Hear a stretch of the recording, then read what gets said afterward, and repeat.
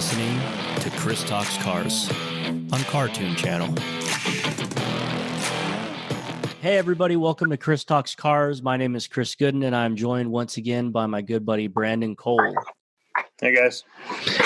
This week, Brandon has a pretty sweet idea. We're basically going to bench race, or on paper, build what he's come up with, the Swiss Army knife vehicle. And if you want to go ahead and tell everyone a little bit what that's about, Brandon.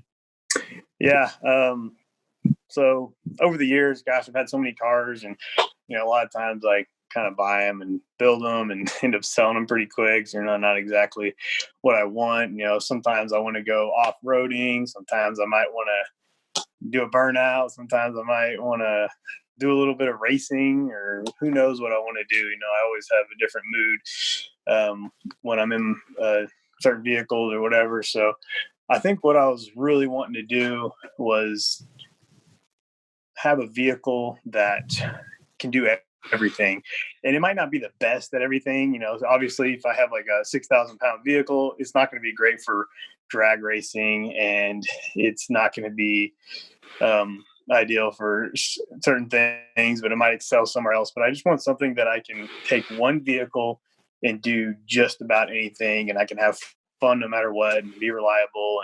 And Swiss Army knife, Swiss Army knife can pretty much do everything. More but it's not great than all, yeah, no, absolutely, man. More importantly than all that, though, is that you're going to want to do it on a normal budget. If you had six figures, obviously you could take a Trailhawk Jeep and put the, you know what I mean?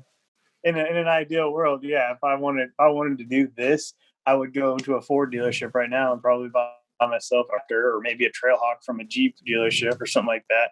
But yeah, those are definitely out of my common man budget. So right. Definitely going to have something probably cheap initially, and modify it to suit my needs as best I can. Right. So kind of what we were doing earlier is you've been on Facebook Marketplace and Craigslist, and I kind of went over to Car Gurus and just put in $5,000 and four-wheel drive. Those are literally the only two filters nationwide. And I got some old school 3/4 ton Suburban with 153,000 original miles.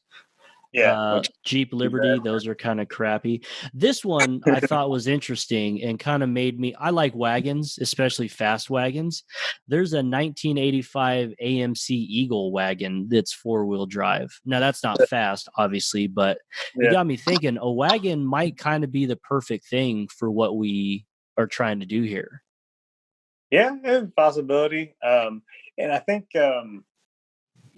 my idea of Swiss Army knife build might not be somebody else's. So right, that's true. What I'm really wanting to do here is just suit my needs only. So I've even talked to my wife a lot about this, and she pretty much hates everything I've thrown at it because they're not luxurious, or they're not real pretty, and that's another thing that I'm throwing into this budget thing here is, like, I don't want something that I'm scared to have fun with. Because, I had before this, the last build I did was a 1967 Chevy C10, had a big block in it, a lot of power, pretty fast, ton of fun to drive, but it was so nice. It was a frame off restoration. It was so nice that I was scared to have any fun with it. I do a little burnout here and there, and I go make a pass down an empty road or something, but I didn't want to really tear it up because it was a pristine vehicle, and I don't want that again. I think that's another lesson I learned on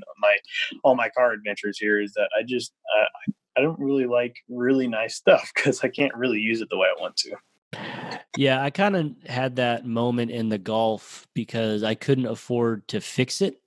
And it was so nice that, like, don't get me wrong, I did my fair share of dumb stuff in it, but I was always like, when you're really broke when you're young and you swipe the debit card, like, ooh, come on. Like every time I drop the hammer or do something silly in a nice vehicle, I have that same sick pit of your stomach feeling like, please don't come back declined when I drop the clutch. Don't decline my burnout or whatever. Right. So definitely having a nice patina is an essential. Yeah. So, like, that vehicle, and then like almost every vehicle I've had before that, except for some of my diesel trucks that I've done, they've all been just so nice that sometimes I don't want to tear them up. I don't want to go into mud in my $50,000 Dodge Ram 2500 Cummins turbo diesel and tear it up. So I got a freaking $700 payment on it. I don't want to tear the thing up. It's one thing to break the toy and have it sitting there. It's another thing to break something that's got a payment on it, and you have to sit there and make the payment while it's broken. Yeah, and I'm all about no payments these days. Anyways, I actually, how this kind of came to be, I was watching back to what you were saying the other day. If you're a car guy, you need to get into the Motor Trend subscription. Seriously. TV, $5 a month. It's awesome. They have something for everybody. Right now, I'm really into off-road stuff, so I've been watching that. And actually did a Swiss Army knife build. Theirs was a little bit ridiculous because it's just an old military vehicle. It had like chainsaw attachments and jackhammers and backhoes, front loaders. It was just a ridiculous thing, but it kind of got me thinking, I want something that'll do everything that I want to do. So that's how this came to be. So anyways, I've got a if somebody listens to this and you're on Chris's cartoon channel or Facebook page or something, drop us a comment. Maybe you got an idea that maybe we've missed here.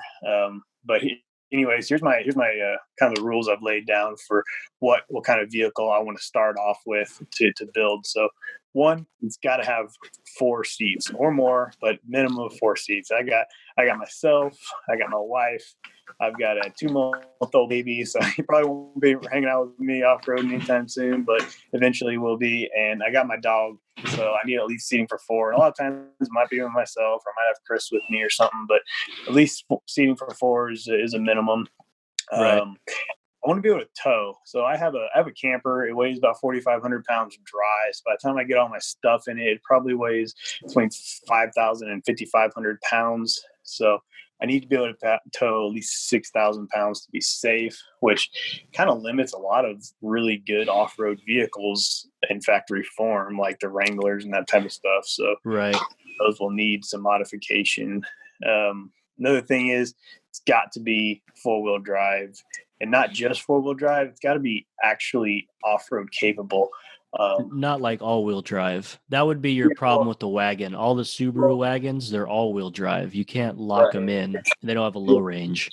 Well, yeah, not just that. Like there are stuff out there that have like actual 4-wheel drives, and they're just no good. Like the Jeep Liberties, those Jeep Patriots, they have it, and some of them might even sport the trail rated badge, but realistically they don't have enough power to spin the tires or get wheel speed, or they're open diffs or they're just not made for it. None of ground clearance without heavy modification, that type of stuff. So I want something that's at least capable as it sits, but then obviously I might do more to make it better.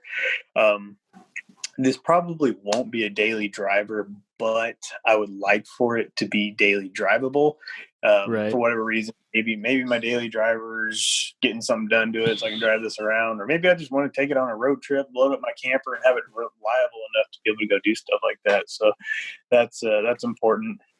Plenty of power, just merely for fun. It does help with highway driving. If I'm running 37-inch tires, I'm going to need that extra power to spin those tires on the highway. And for off-roading, you definitely want power for, some type of rock crawling, and obviously for pulling the trailer type stuff too. So it definitely needs to have plenty of power. So not mandatory, but a V8 is definitely a plus.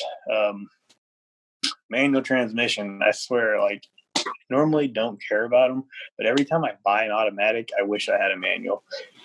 Especially when it's your fun vehicle. Like that's the fun. Yeah. I've always believed it. Automatics win races. Automatics are, in this day and age, are pretty much superior, but manuals they're just plain fun. So I just want it to be fun. That's all there is to it. I'm not going to win any races with this vehicle, but it will be fun trying. Absolutely. So this can be something that's a factory vehicle. It can be something that's modified, or something that needs to be modified, or whatever. And initially it's got to be pretty cheap, like we discussed a minute ago. And I can put more into it over time. Not a big deal, but something, like I said, I'm not scared to tear up because it's not going to be terribly expensive. Right.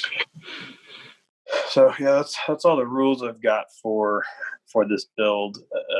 So basically looking for something that's going to check every box, if not at least most of them. I don't necessarily want to make many exceptions. I think the biggest exception may be main transmission, because there are so many vehicles this day and age that just don't offer manuals anymore, which is really unfortunate. But especially like half-ton trucks, like the ones that did are typically just the 6-cylinder engine. They're the most basic engine they offered for them. So right. But there are some good manual options out there, but it is a little bit more limited. It'd be a little bit harder to find for certain vehicles. Right. So the first thing that comes to my mind with all this would be, like we discussed, a Grand Cherokee with the a late model with the Hemi in it, or even an older one with the 4-liter straight 6. Yeah. Oh yeah, that too. Yeah. So the Jeep Grand Cherokee, I put on here on my notes here the 5.7 Hemi. I mean, 5.7 is a pretty great engine. I really like it. Plenty of power. It definitely would be tow. It'd definitely be able to, have ability to actually be able to go relatively quick with some little bit of modification to the engine. Even in factory form, these the earlier ones I think were somewhere around like 360 horsepower and maybe a little bit more torque than that. So they're pretty solid performers all the way around. So it's gonna be fun, no matter what. There's a lot of stuff out there for the Grand Cherokee. It's been around for a long time. It's it's a legend among the Jeeps. It's always been the flagship for the Jeep brand. A lot of stuff out there for it as far as modification, suspension, lifts, and all that type of stuff. Definitely so I think a lot of aftermarket support. Yeah, I actually got on the marketplace last night and looked at a couple of 5.7 Hemis, I think around the 2008, 2009 time frame, or maybe 2006s. Those bodies aren't too bad. And I've seen some nice ones, some basically completely bone stock factory ones. One was like 98,000 original miles. It was like a 2007 maybe, and he wanted like $5,000 for it. The kicker was that the AC wasn't working. Of course, in the ad, he says needs a charge, but it's probably got some more issues. But something, I've fixed AC stuff before. It's not terribly hard, so it just does cost money. So something like that could be a serious contender. The kicker is that they're not necessarily that cool. I mean, if you put a little lift on them and tires, they can look kind of cool, and then they're definitely daily drivable. And but it's not really. That's true. It's almost too easy, right? It is kind of easy, and it's not necessarily a toy. And a lot of these ones I was looking at, though they're cheap, they're nice. Like a lot of them had the flip down TV in the rear for the DVD system, and leather and heated seats, which, hey, I'm not against any of that, but maybe not quite what I'd be looking for. But I know the wife would be happy about leather and heated seats. Yeah, might be a little easier to make your case. She definitely would be a little bit happier. She's actually not fighting me on any of this. She's been super cool about it. Kind of let me do whatever I want. But she doesn't like riding in certain things that aren't real comfortable. So at least not if we're like going out on a date night or just going out to dinner or something. She understands if we're going out to play, we might have to ride in a little vehicle, or might have to skip out on AC or something like that. Anyways, next thing I got here is just half-ton trucks in general. It'd rather be Toyotas, Ford, Chevys, GMCs, anything like that, Rams. One thing I don't like about a lot of the newer ones, so back in 1987, Chevy stopped using solid axles on pretty much everything, half tons and 3/4 tons. No more solid axles. So I've had these those independent front suspension stuff before, back when I was younger and really into some off-roading back then. And I would snap those half shafts pretty regularly. It sucks because you're out there trying to have fun and you snap one and you have a truck that heavy. with a big old cast iron block up front, and just these 4-wheel drive half tons are just heavy in general. And right. Well, everything's just solid iron. Yeah, and I don't think they're quite as suited for really romping on them on a independent front suspension. So I think, though, I really would like to have some of those 99 and newer half-ton Chevys with the LS engines in them, because for obvious reasons LSs are great. Right. But I'm really having trouble getting past independent front suspension. I know the Wrangler, or not the Wrangler, the Grand Cherokee, it also has independent front suspension as well, but not quite as heavy of a vehicle. Maybe you can make a little bit more exception there. I think I'd have to rule that out. And same thing with a Ford. Their half tons, their 3/4 tons still have them, but their half tons haven't had them since I think somewhere around the 80s. I mean, it's been a really long time since I've had them. So, right. I hate to rule those out. I like the Fords, especially if it's got any preferable engine like 351 Windsor or something in it. Right. Even the 5, the 300 straight 6, but it's the same thing. It's kind of hard to get past that. So, and then the Rams, I think the last year you could get a solid axle was 2002, or it might have been 2001. Anyways, I think it was 2001.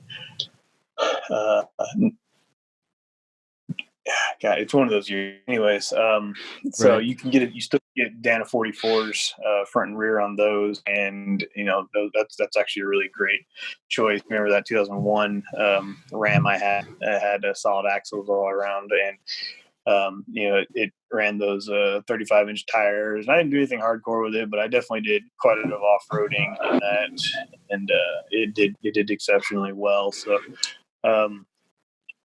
If I was going to go half ton, I probably would lean more towards one of those solid axle vehicles. I may have to go back to the 80s to look at Chevys, and even earlier than that to look at Fords. But Chevy or the Ram, I think, would be solid. Plus, it's got the 5.2 and 5.9 Magnum options.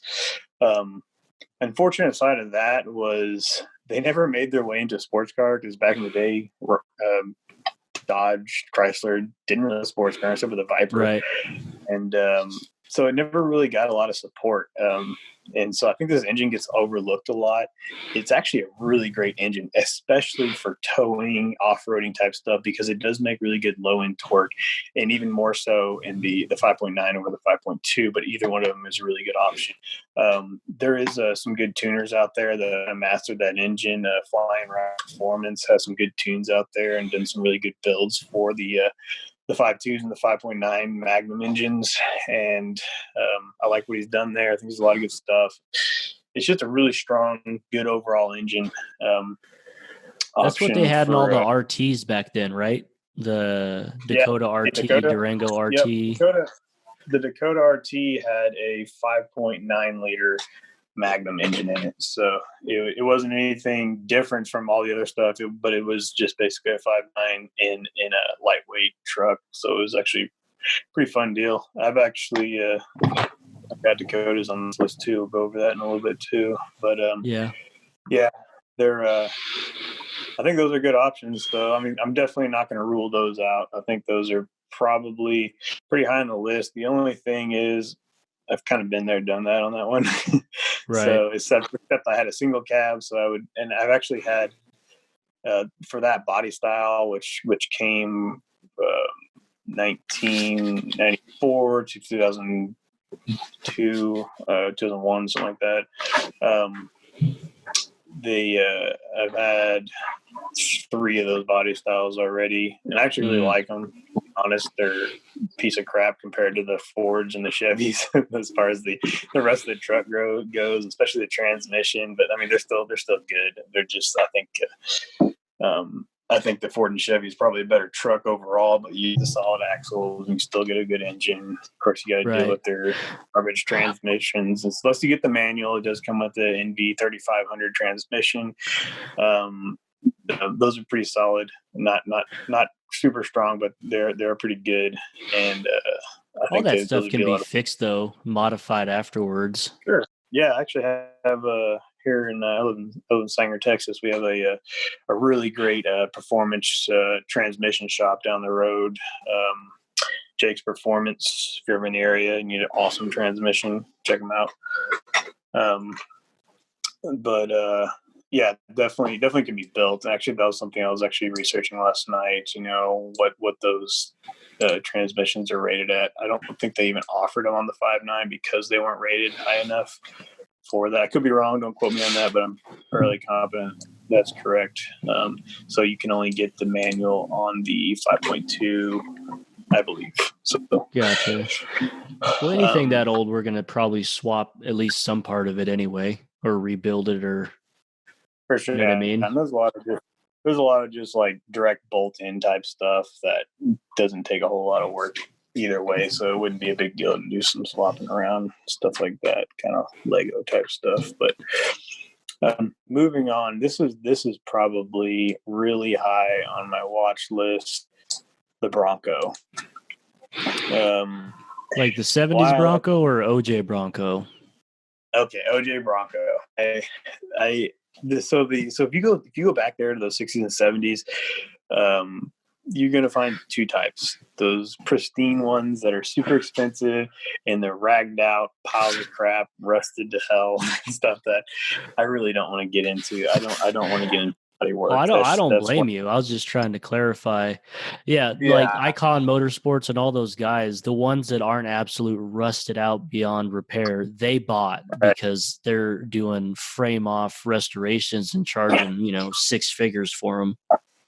Yeah, I mean that'd be super dope, but yeah.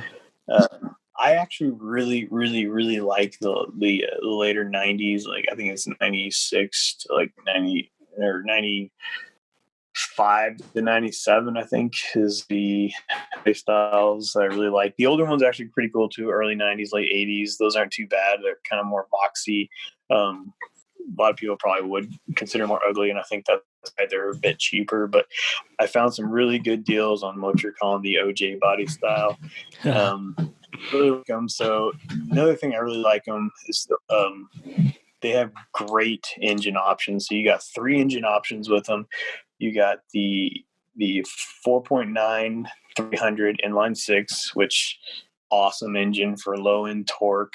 But I think if you were to run really tires 35 inches or bigger, you would really need to do a lot of gearing, because though it's a great engine, it does make good low end torque, be good for maybe towing around town and doing off-road stuff. I think on the highway it wouldn't be quite as good, and then especially for towing like at 70 mile an hour, I think it would kind of fall on its ass. So right, which is almost a requirement in Texas because the speed limits are like 85. So doing 70 by fifth wheel, I was getting blown off the road by like freeway trucks. I was like, you guys are doing 80 miles an hour. This is insane.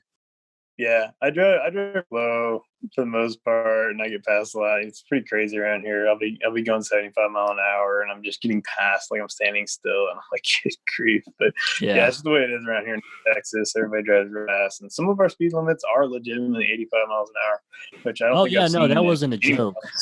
No. Yeah. Up in Wyoming, Montana, they have some pretty high ones, like 85, but Texas is the only other place. Right. Yeah. I've seen it at least. Yeah. No, they're around. They're not a whole bunch of them, but it's definitely around 85 miles an hour. Back to that Bronco. So the 300, then you have the 5.0. Everybody knows the 5.0. It's probably, of course, probably one of the most popular engines next to like the small block Chevys and LSs and type stuff. For obvious reasons, man. Like they can make good power. They came in almost everything Ford made. So there's millions of them out there. It's super easy to find parts, super cheap to find parts, easy to replace, not terribly heavy. It's got a lot going for it.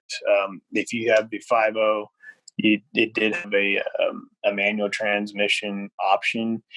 The third engine option was the 351 Windsor, which also really like, and probably be aiming for one of those. Downside is they did not offer a manual transmission on those, so I'd be stuck with an automatic, which is not too bad. Did come with an overdrive still, so I could really run some pretty low gears in there if I wanted to make a big tire ratio differences. And so yeah, I think solid front axle. No, front axle. It's got this like interesting axle. So I'm actually not super educated on that type of front axle. I think it's kind of unique to the Bronco, if I'm not mistaken. I don't know if they came on that year F-150, but they are a little different. From my readings, they are really good off-road. They perform well, they flex well. In a lot of cases, they're outperform a lot of Jeeps in factory form. So, really? Yeah. I think if those they're really good performers all around. You got a good engine. You can make whatever you want. And I think one of the real bakers for me is the fact that it's got the removable top, which just adds to the fun factor of it, being able to take that off. And it's like a half convertible, so that right above the driver's seat, passenger seat is covered, but then everything back behind it is empty.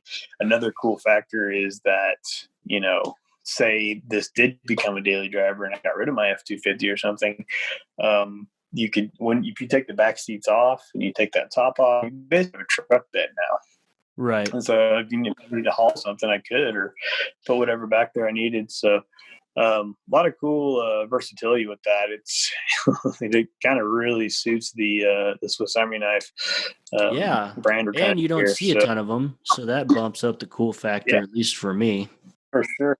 Yeah, no, that's definitely something cool. I mean, it's not cool if you see something everywhere. So definitely that adds to it, if you ask me. And I think another cool thing about this, along with a couple other vehicles I have on here, is this vehicle pretty much isn't going to ever go down in value. They've already kind of hit their bottom, and they're becoming classics, hitting that 25-year-old mark.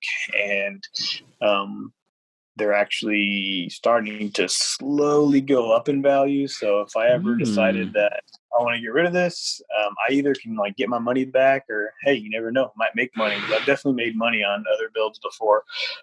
So picking the right vehicle, you can you don't get your modification money back, but sometimes you do, but typically you don't.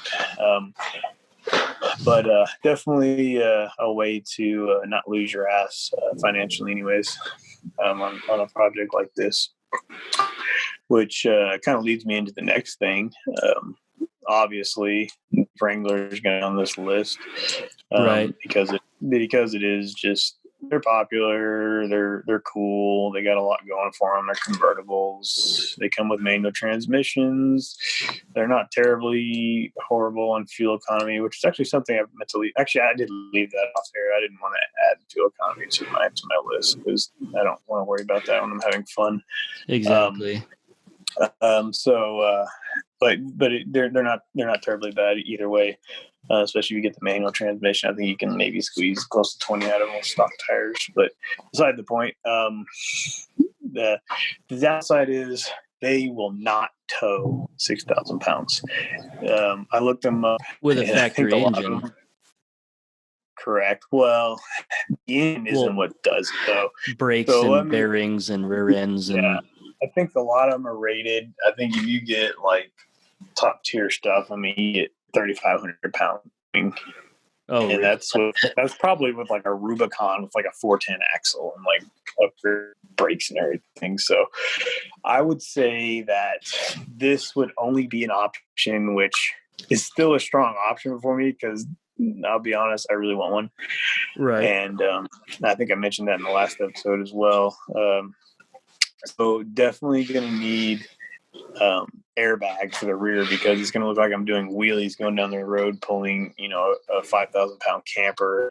And especially these Jeeps, they're only, I think, a little over 3,000 pounds from the factory. It might be a little more than that with the 6-cylinder, but they're they're lightweight, and so putting something heavy behind it is kind of awkward. So need airbags kind of to keep it level. That way you don't lose too much steering. Definitely gonna need some brake upgrades. I can imagine trying to go down a hill on that thing right in the brakes. You're gonna lose braking for sure, and you'll definitely want a manual transmission probably just to help with engine braking type stuff.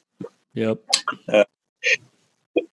Definitely need tires. I mean, because most of the factory ones suck. But I mean, these days, I don't think anything still has factory tires. Because I'm looking at TJ, so that's a 1997 to 2006 or 2007.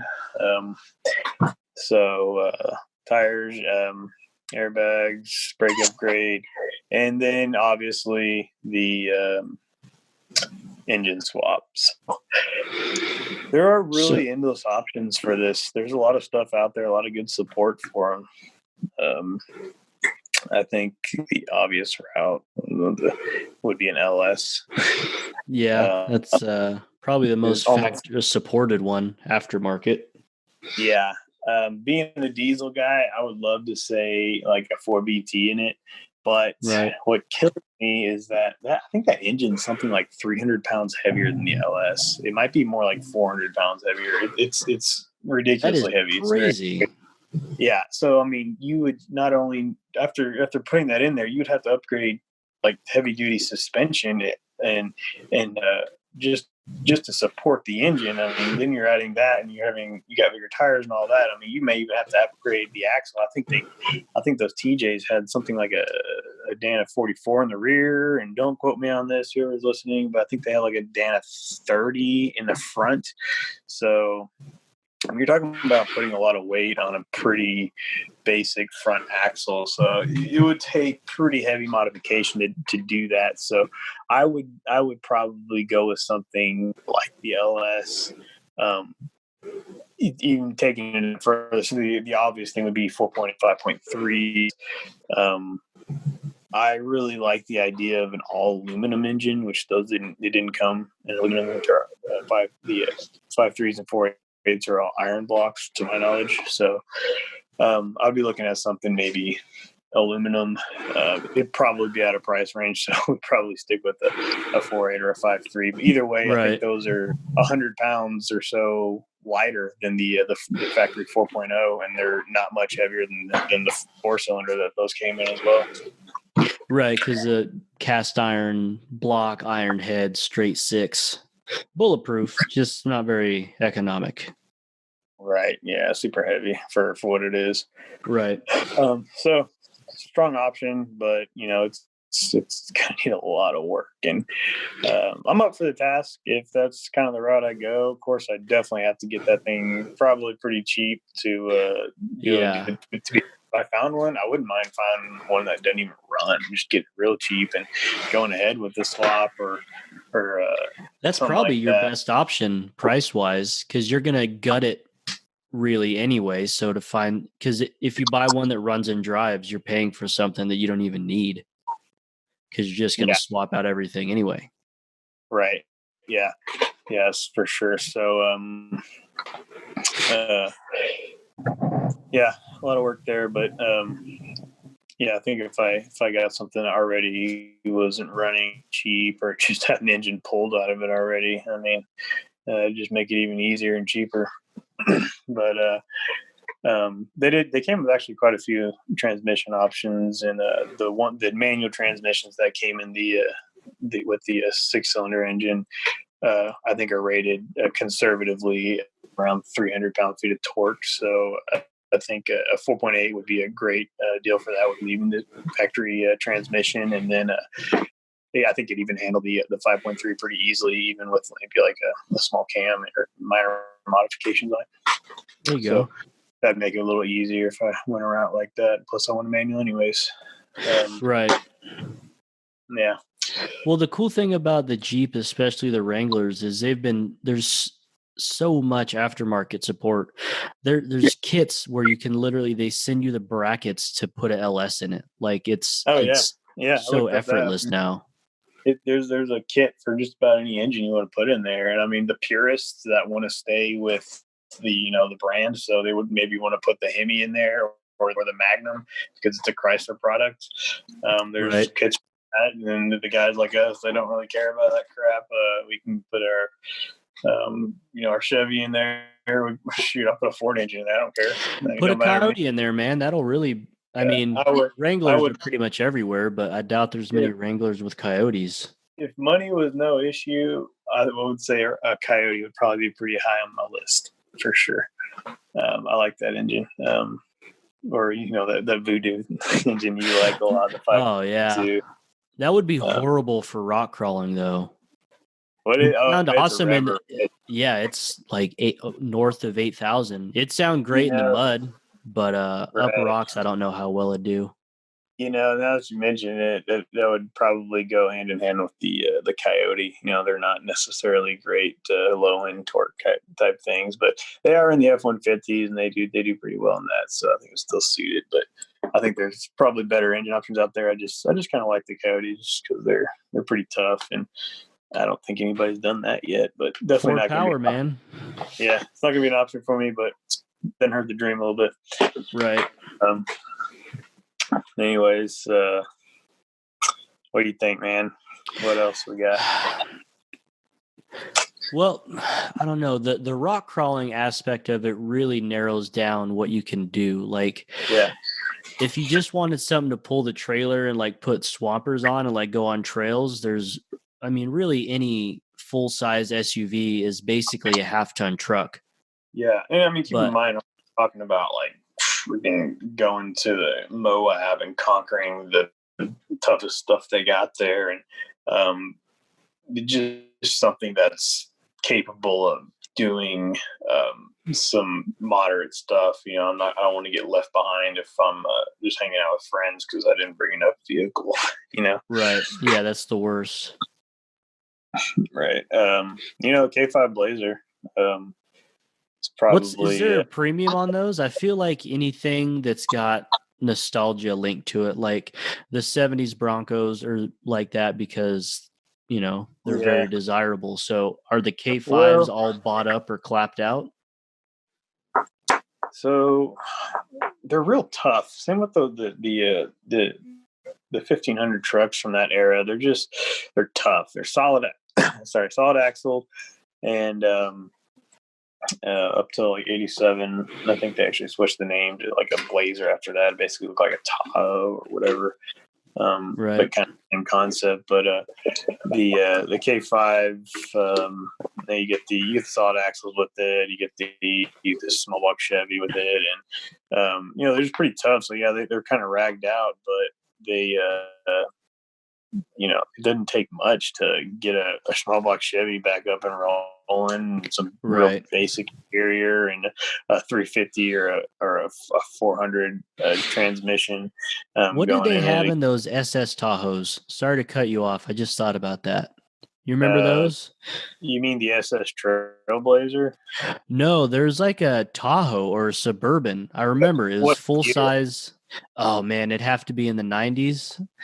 I don't remember. Here, let me look it up real quick. Not familiar with an SS variant. I know they made an SS like Silverado in the early 90s, and then they made some in like the 2005, 6, 7 era with I think an L76 6.0 engine, and then you got the 454 in the early 90s Silverado. And I know you got the 6.0 and the Trailblazer SS as well, but not familiar with a. Man, I know what I'm thinking about, but when I Google it, obviously the SS Trailblazer comes up, which is a great looking SUV. Yeah, but not the one I'm thinking of. Yeah, I think that came with the 6.0 as well. Hold on, I think I found it.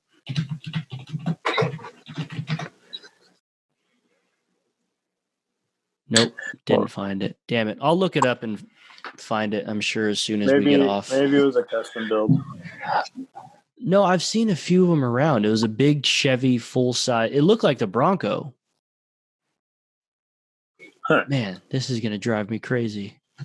Yeah, well, yeah, I don't know about that. Let's see. Yeah, anyways, those K5s, they got a lot going for them. Right. I don't think you see a lot of those anymore, but I think they kind of go and see with the Bronco. I think the difference is you get a solid front axle and you get a little bit bigger engine, except for, well, not necessarily, because it's just 351 versus a 350, so it's actually slightly smaller, but not that that makes any difference. Nah. Yeah, I don't know. I probably stay away from those. I mean, most of them I've seen are, like you said, they're pretty ragged out. They're in my price range, so which I'm not scared of something ragged out. But again, I'm not really interested in too much body work. I don't care if the paint's faded or anything, but I'm not looking to patch a bunch of rust or pull a bunch of dents out and all that stuff. Yeah, which is a pretty big deal being in the South where you're at. A lot more moisture. It's almost hard to find a car with rust. Yeah, in Vegas. it's not, for sure. Yeah, we don't have a lot of rust down here, but I have come across a bunch of Jeeps. I think they've kind of gotten imported down here from the north, and they got some rust on them. Or unless you're down by, Christie, Galveston, all that. Yeah, definitely some rust down there, being by the ocean. Yeah. So I think you mentioned earlier the Toyota 4Runner? Oh yeah, there's it was like $2,500, $3,000 for it had like 225,000 miles, which doesn't matter because you're either gonna, at that point it's so cheap, you're either gonna swap something out or rebuild that engine, or you could go really fun and throw a 2J in it, but that goes against the budgetary restrictions. Yeah, well, man, I could probably swing the budget with a 1J. There you go. I guess you don't need 1,000 horsepower. Dude, I'm pretty sure 1Js probably get pretty close to that if you really want to. I mean, I really don't know. So it's funny. When I met my wife, she actually had a Toyota 4Runner. I think it was a 2004, 2006, something like that. It was 2-wheel drive, but it did have a rear locker. It had a button for it. That's kind of cool. Nice. Yeah. So, and Kylie, we sold that thing with, I think it had like 200,000 miles on it. It ran really, really well, and still got like, this was a loaded out option except for 4-wheel drive, so it was really nice leather and everything. We probably sold this about 400 years ago. Okay. So in time, but I think we still got like $7,000 for that vehicle, or $6,000 to $7,000, something like that, for 2-wheel drive. And it did have one of the good engines in. I think it was like the V6. So I think when I listed it and people blew up my phone, I knew I made a mistake listing it too low. Right. But I think we still got, I think I probably could have held out and I think got 7 for it, but I think I ended up getting something like 6 or 6.5 for it. So I think we were just a little bit short for a new car that she wanted. Yeah, my brother-in-law had a Tacoma, and same thing. He bought it and sold it years later for about what he paid for it. Yeah, like they just hold their value so well. Definitely a following for those. Gosh, those new ones, they're really good looking, especially those TRD Pros. Have you seen? Oh yeah. Yeah, Toyota, they're hitting on all cylinders these days. Like they have a 300 horsepower Corolla or Camry. 300 horsepower Camry, bro. That's ridiculous. Their Tundra, the big truck they offer, I think the base engine, the basic V8 they offer is like 400 horsepower. Like I don't think you can get less than their V8s. Yeah, you got a lot of different engine options for all these American ones. They got the little V6, little V8, little V. I think I was reading something about their base power out of them. It's like something like 400 horsepower, which is crazy. Yeah, I'm looking at, here we go, Tundra. You get a base mile per gallon of 13, so have fun with that. You know what? That's better than my F-250. That's true. Let's see here. Specs, that's probably what I want. Why won't it give me the freaking engine? I'm reading 400 here. I think they have a 340 horsepower option, and there's a 400. I think is the basic V8. Or, well, I guess it goes 381 to 400. So okay, with the 5.7, which is crazy. That's awesome. Yeah. What a time to be alive. it's not bad. I think there's obviously higher output options, but anyways, I think we got off topic there. Yeah. But yeah, like you said, I think Toyota's got a lot going for it, and even these older ones, they're just so reliable and the legendary. What is it, the SR22, something like that? Oh, that's Nissan, isn't it? SR20? No, I'm taking the wrong engine. Toyota had something. It's a little 4-cylinder. Okay. Anyways, I'm horrible with that. Yeah. I'm just drawing a blank right now.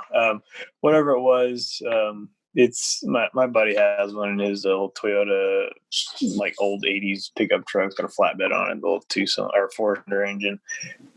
Super reliable and lasts forever. I think what's that car show we like? Which one? Grand Tour? Top Gear? Top Gear. They did one on that. They just like tried everything they could to destroy this truck. They dropped a building on it. Yeah, that might have been the diesel variant of it, but it's kind of the same concept. They're just tough as nails. Right. But yeah, I don't know. I think Toyota's got a lot going for it. I watch a lot of these off-road shows on Motor Trend TV, and a lot of these guys are running those, and they're solid, man. They're the ones that don't break down. They just keep going. They might not be the absolute best off-roader. Normally, they are pretty competitive though, but the engines they keep trucking, which is that's a pretty big plus right there. It's one of the few brand names that you pay for that it's actually worth it. You know what I mean? Yeah, it's worth paying the premium a little bit. Sometimes it gets out of hand. American muscle type guy. I kind of hate saying that, but it's definitely true, man.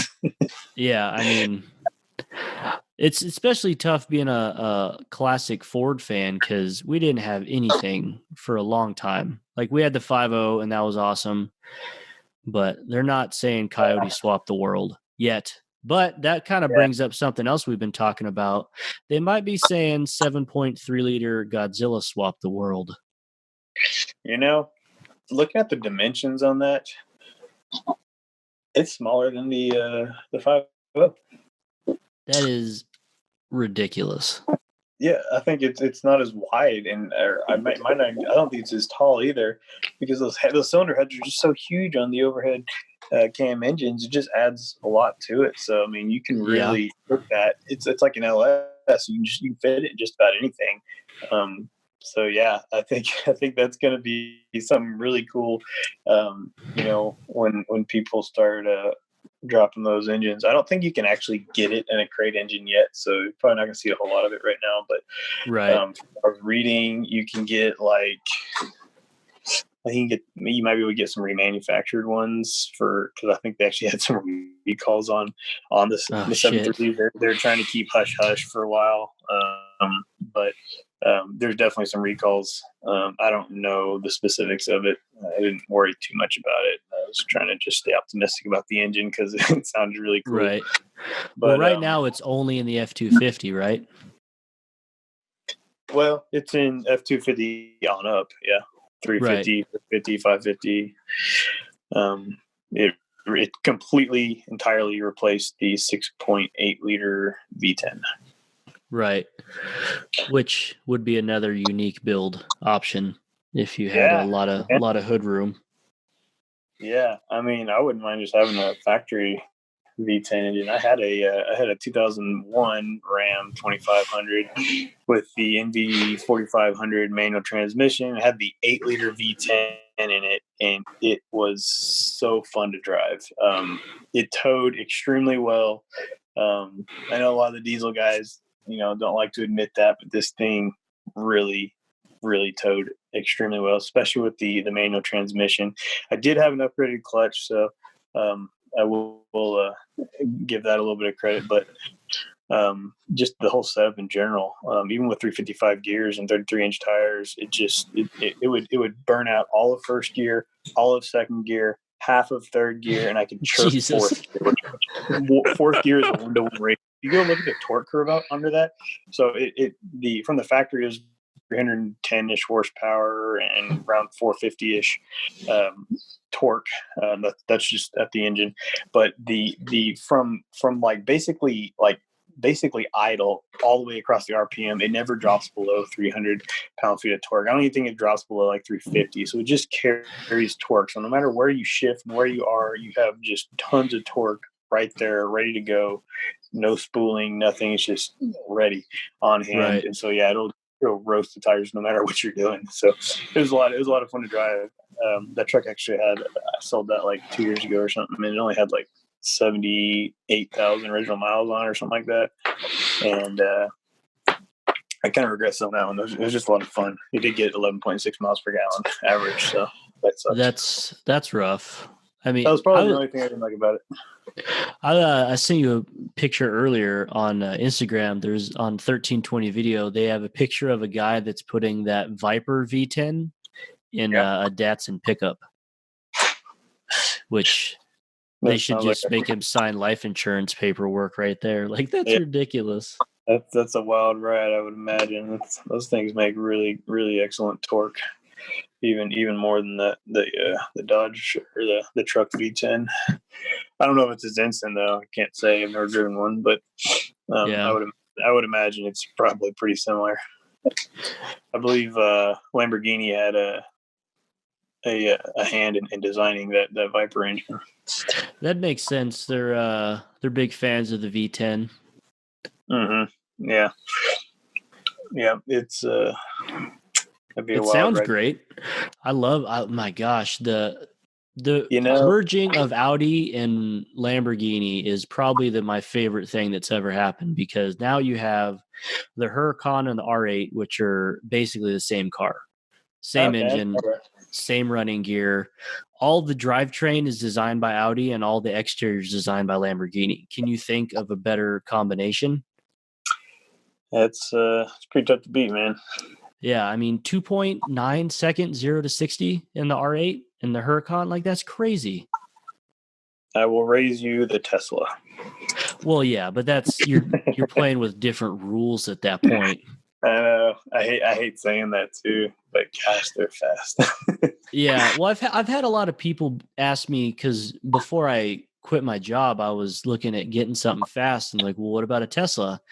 And I'm not knocking Tesla. I think they're obviously the future and there's something to be said about the performance, but I'm going to have the rest of my life and to drive electric cars. Who knows how much longer we're going to have 3-pedal tire burning freedom anymore. You know what I mean? Yeah, for sure. I think we definitely got some pretty good time left. I'll definitely have gray hair before I think they phase out gas burners, oil burners, and all that. But yeah, before they're gone completely. But I mean, really, once this self-driving stuff takes over, I don't know how they'll work it, because you can't tell people you're not allowed to drive unless you have a self-driving car, because that puts like a price point on transportation. But if I'm driving in my Tesla and some doofus is ripping in and out of traffic because, he's doing what he's doing and I get in a wreck or whatever, he hits me. Well, whose fault is it? You know what I mean? It's going to make his insurance way higher. Yeah, I don't know. I think I don't really know where I was going with that. I think since the electric vehicles kind of became a thing, started getting more popular, which they're still not real popular. They're just kind of getting there. I think a lot of gasoline engines have really stepped it up. To in my opinion, especially Ford launching their EcoBoost line. Well, they have to, man. They saw the future and it scared the shit out of them. Probably. I mean, I think they are working on their own electric vehicles, but you basically can go get a high output 3.5 EcoBoost and you get 510 pound feet of torque, 450 horsepower right from the factory, and that's freaking awesome. Yeah. It's definitely a good time to be a car guy. Like in the day and age of all the EPA restrictions and stuff, the fact there's like a genuine full blown horsepower war. Like you go get an 800 horsepower car with 4 seats and a warranty and Bluetooth.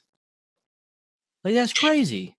Yeah, no, I mean, look where we were 10, 15 years ago, especially in the diesel world. So like, Yeah, early 2000s, it was a big deal that these diesel trucks were, over 200 horsepower and peaking 500 pound-feet of torque. Nowadays, it's just everybody's got 1,000 pound-feet of torque. yeah. With a tune, that's it.